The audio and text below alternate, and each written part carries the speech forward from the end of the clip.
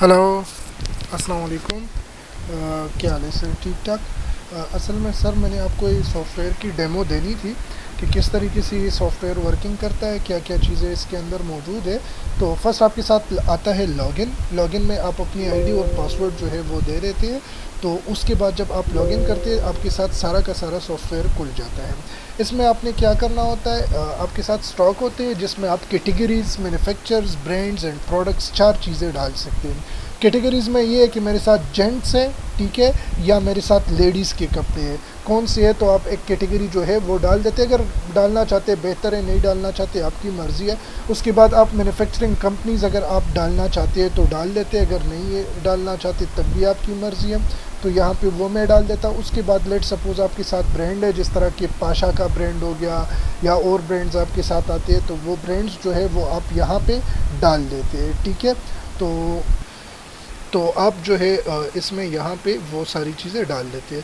उसके बाद late suppose मैंने जो है कोई प्रोडक्ट रजिस्टर करना है, मैं पे आऊँगा तो यहाँ पे बारकोड की डिमांड कर रहा है, तो अगर बारकोड है तो आप डाल दें, अगर नहीं है तो अपना एक बारकोड जनरेट कर ले। उसके बाद लेट सपोज़ मैं कर लेता हूँ कि ब्लैक कॉटन या जो नाम होगा आपकी साथ, तो वो आप दे देते हैं। उसके बाद आप कैटेगरीज डाल देते हैं कि जी फॉर एग्जांपल ये कैटेगरी मेरे साथ है जेंट्स के कपड़े, ठीक है, मैन्युफैक्चरिंग कंपनी जो है वो XYZ है, अगर नहीं है तो कोई इशू नहीं है, खाली छोड़ दे। उसके बाद ब्रांड्स है, तो ब्रांड्स में लेट सपोज़ मैंने कर दिया पाशा है, ठीक है, मेरे साथ आता है ये 1300 रुपये में लेट सपोज़, और मैं इसको सेल करूँगा 1800 में, तो मेरा मार्जिन 500 रुपये का हो गया। कलर कौन सा है, लेट सपोज़ मेरे साथ ब्लैक कलर है, तो मैंने यहाँ पे ब्लैक लिख दिया। और मैं मेरे साथ क्वांटिटी अभी कितनी पड़ी है, लेट सपोज़ 120 का जोड़े जो है वो मेरे साथ पड़ी हुई है सेल करने के लिए, तो मैंने इसको रजिस्टर कर दिया।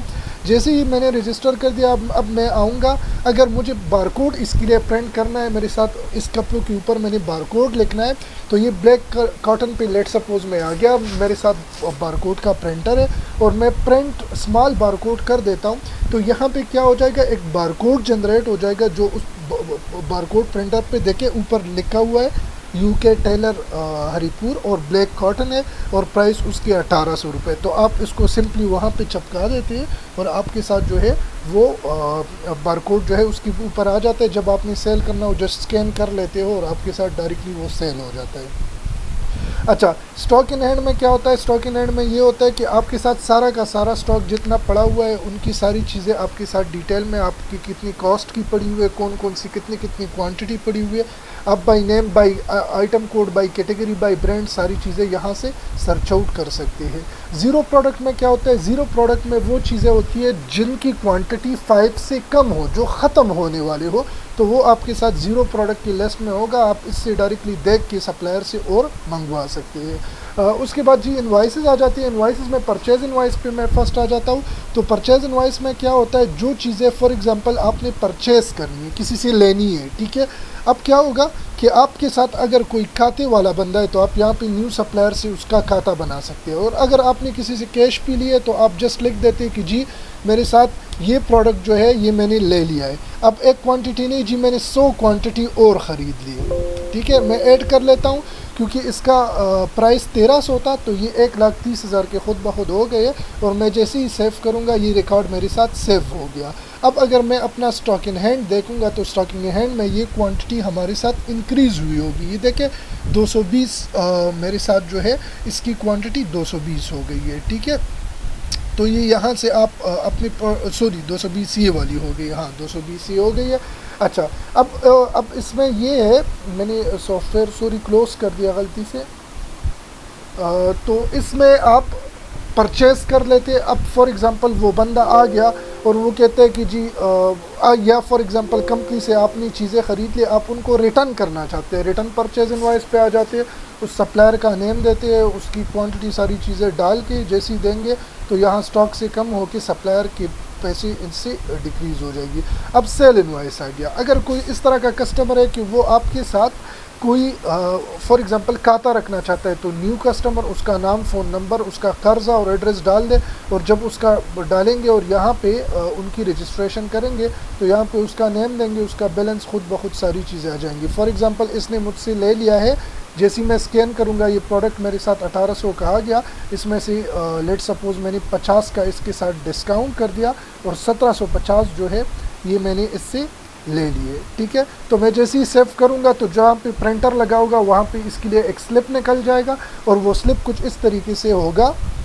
मैं यहाँ पे एक प्रिंट आपको दिखा देता हूँ क्योंकि वहाँ पे डायरेक्टली प्रिंटर पे चला जाता है, तो यहाँ से आपको दिखा देता हूँ कि किस तरीके का स्लिप आपके साथ जनरेट होगा। इस तरह का होगा, ऊपर लिखा होगा यूके टेलर हरिपुर।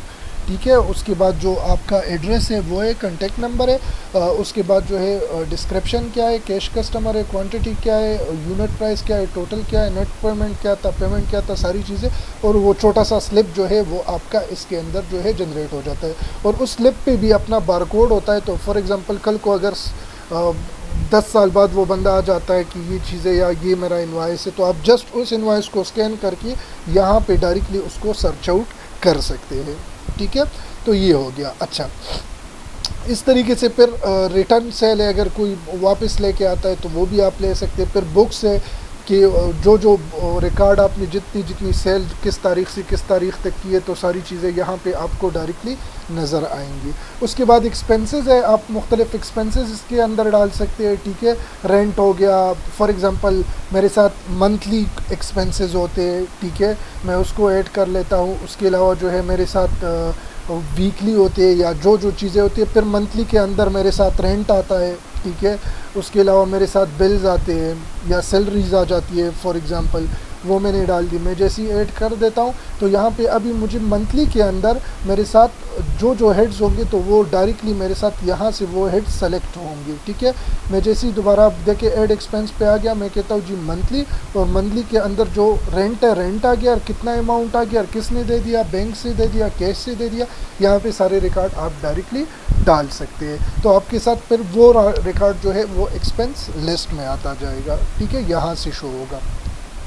उसके बाद अकाउंट से सप्लायर के एक कस्टमर है, कस्टमर लेट सपोज मैंने एक कस्टमर का अकाउंट बनाया हुआ है कि इरफान, और उसके पीछे मेरे 1000 रुपये थे, तो मैं जैसे इसको रजिस्टर कर लेता हूँ। अब इस 1000 रुपये इसने लेके आए तो कस्टमर अकाउंट डिटेल पे मैं आ जाता हूँ। यहाँ पे डायरेक्टली देखे इसका लेजर भी मैं देख सकता हूँ, पेमेंट भी कर सकता हूँ, इसके बिल्स पे भी जा सकता हूँ, सारी चीज़ें मैं यहाँ से डायरेक्टली कर सकता हूँ। ठीक है, और अब अगर मैं इनवाइस पे आ गया और मैं कहता हूँ कि किसने ले लिए, मुझसे एक कस्टमर आ गया जिसका नाम था इरफान, देखिए उसके 1000 रुपये खुद ब खुद आ गए। कौन सा प्रोडक्ट ले लिया, ये प्रोडक्ट ले लिया, तो 1200, इसके 1000 और 1200 कितने हो गए, 2200 रुपये हो गए। मैं जैसे ही सेव कर लेता हूँ, अब मैं जब कस्टमर अकाउंट्स पे आऊँगा तो आप देख सकते हैं कि इसके 2200 रुपये हो गए। मैं लेजर पे जाता हूँ तो लेजर में देखें इसकी 2 एंट्रीज़ आ गई है। ठीक है, इसका लेजर भी आप यहाँ से फिर डायरेक्टली प्रिंट आउट कर सकते हैं। अच्छा, ये अकाउंट में फिर एम्प्लॉयज़ के, एम्प्लॉयज़ ने लोन लिया, एडवांस सैलरी ली, वो सारी चीज़ें हो गई, बैंक्स हो गए, डिपॉजिट, विड्रॉल्स, अकाउंट, सारी चीज़ें इसमें आ जाती है। फिर रिपोर्ट से purchases report, sale report, return sale, हर एक के अंदर फिर मल्टीपल रिपोर्ट से। ठीक है, expense report, customer, supplier, bank report, employ report, profit report, तो ये सारी चीज़ें। और सेटिंग में यहाँ से change password, log out and sign up आपका होगा। फिर आप चले जाते हैं टेलर सॉफ्टवेयर पे। तो टेलर सॉफ्टवेयर में फॉर एग्जांपल आपने किसी कस्टमर को ऐड करना है, आप कस्टमर पे क्लिक कर लेते हैं, यहाँ पे उसका name, phone number, balance, address डाल लेते हैं। यहाँ पे मेरे साथ मल्टीपल कस्टमर है, फॉर एग्जांपल उसका कोई चीज़ आ गया है तो मैं यहाँ शलवार कमीज़ पे लेट सपोज आ जाता हूँ और मैं कहता हूँ कि जी मैंने अब्दुल्ला की एक क्वान्टिटी ले ली है। तो अब इसका जो सारी चीज़ें वो मेरे साथ पड़ी हुई है, कहाँ पे पड़ी है, देखिए मैं शलवार कमीज़ पे आ गया और मैं रिकॉर्ड्स पे आ गया। लेट सपोज मैंने एक फरमान, एक बंदा है, उसका सर्च करना है कि उसका नाप मेरे साथ कितना बड़ा। मैं जैसे ही शो करूँगा कि क्या क्या चीज़ें उसमें, तो देखिए उसकी लंबाई, आस्तीन और सारी चीज़ें मेरे साथ ऑलरेडी आ जाती है। मैं उसमें अगर कोई अपडेशन करना चाहता हूँ, मैं डायरेक्टली अपडेट करूँगा तो वो सारी चीज़ें मेरे साथ उसकी नाप वगैरह में अपडेट हो जाएगी। अगर नया कस्टमर, मैं कस्टमर पे आ गया, लेट सपोज़ मैंने कहा कि मेरे साथ एक नया कस्टमर है जिसका नाम है जीशान, ठीक है, और उसका फ़ोन नंबर जो है वो ये है 0315951650 बैलेंस उसके ऊपर अभी मेरे जो है 1000 रुपये रहते हैं और एड्रेस इसका लेट सपोज ये सवात से है। ठीक है, मैंने इसको ऐड कर दिया। अब जैसे मैंने ऐड कर दिया, अब शलवार कमीज़ का नाप अगर मैंने इसका लेना है, मैं आ जाऊंगा शलवार कमीज़ पे।